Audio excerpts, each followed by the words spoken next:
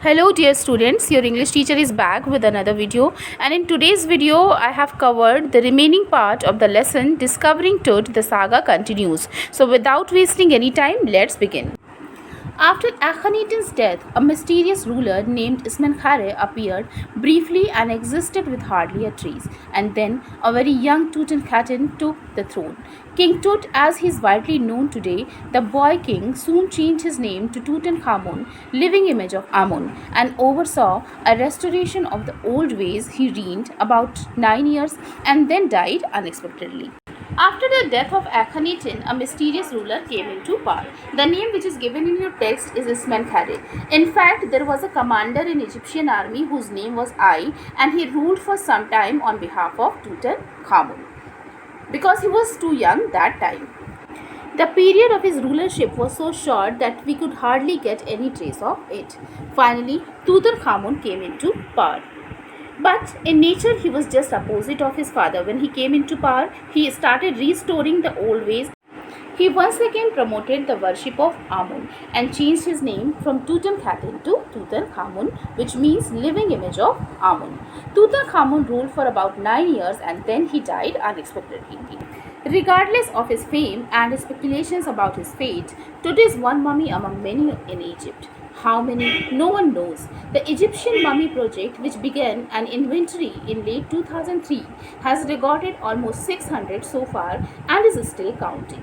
The next phase is scanning the mummies with a portable CT machine donated by the National Geographic Society and Siemens.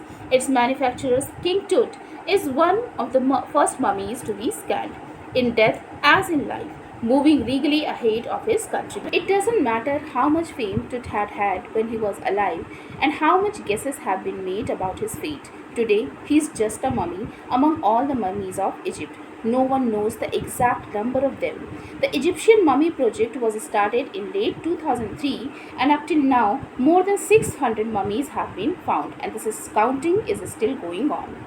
The next phase was of scanning the mummies with the help of a CT scanner, which was donated by National Geographic Society and Siemens. King Tut's mummy was one of the first mummies to be scanned. It proves that Tut was always a leader, not only when he was alive but after his death also. A CT machine scanned the mummy head to toe, creating 1700 digital X-ray images in cross-section. Tut's head is scanned in 0.62 mm slices to register its intricate structures, takes on every detail in the resulting image. With Tut's entire body similarly recorded, a team of specialists in radiology, forensics, and anatomy began to probe the secrets that the winged goddesses of a gilded burial shrine protected for so long. With the help of CT scanner, Tut's entire body was scanned and it provided 1700 digital X-ray images in cross-section. After that, Tut's head was scanned to understand its complex structure. It provided some airy detail in the resulting images. Later, Tut's entire body was recorded in the same way, and a team of specialists that involved radiologists, forensic experts, and anatomy professors, they started unfolding the secrets of that splendid burial shrine which was believed to be protected by winged goddesses of Egypt. The night of the scan, workmen carried Tut from the tomb in his box. Like pallbearers, they climbed a ramp and a light of stairs into the swirling sand outside. Then rose on a hydraulic lift into the trailer that held the scanner. 20 minutes later, two men emerged, sprinted for an office nearby, and returned with a pair of white plastic fans. The $1 million scanner had quit because of sand in a cooler fan. Curse of the Pharaoh, joked a guard nervously. On the night of his scanning, the people who were appointed to carry out the mummy from the tomb worked so hard, and like pallbearers, they climbed the stairs, and finally the body was taken out into the sand. But unfortunately, the scanner which was brought to the Egyptian desert stopped working due to some sand in cooler fan. Then two plastic fans were arranged, and luckily they worked. One of the guards jokingly said that it all happened because of the curse associated with the mummy. Eventually, the substitute fans worked well enough to finish the procedure. After checking that no data had been lost, the technicians turned Tut over to the workmen who carried him back to his tomb. Less than 3 hours after he was removed from his coffin, the pharaoh again rested in peace where the funerary priest had laid him so long ago. With the help of plastic fans, the procedure was finished, and after finding out that nothing was missing, the technicians returned the body to the workman, who then took it back to its tomb. Once again, the mummy was kept at its actual place where the priest had buried it long ago.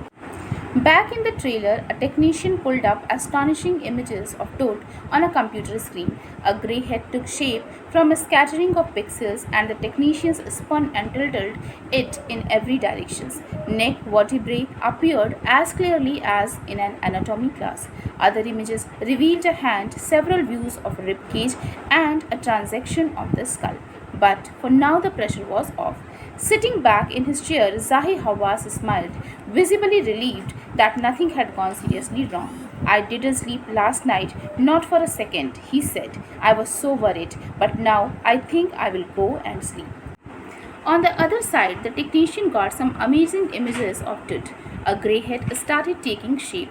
The experts moved and turned the images in all directions. Now, the neck bone could be seen as clearly as it can be seen in an anatomy class. They also got some images of hand, rib cage, and skull.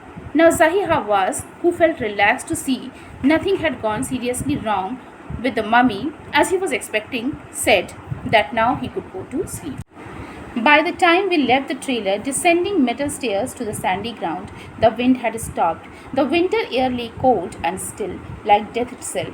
In this valley of the departed, just above the entrance to Tut's tomb, stood Orion, the constellation that the ancient Egyptians knew as the soul of Osiris, the god of the afterlife, watching over the boy king.